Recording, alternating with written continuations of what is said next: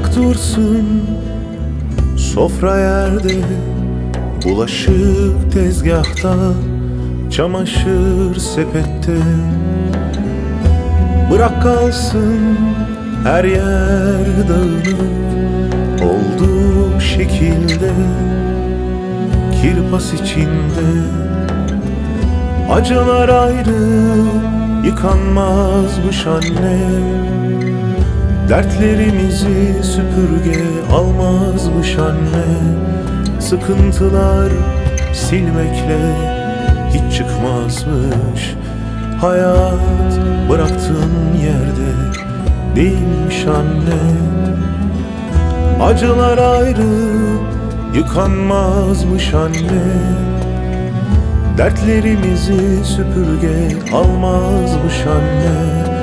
Sıkıntılar silmekle hiç çıkmazmış. Hayat bıraktığın yerde değilmiş anne.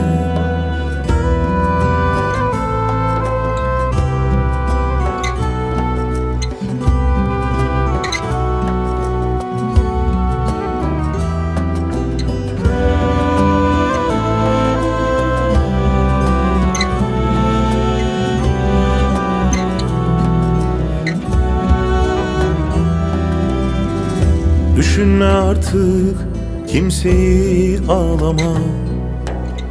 Gözyaşlarını gerdanında saklama. Söylediğin ninniler geldi aklıma. Yalnızlık dağ gibi ağırmış be anne.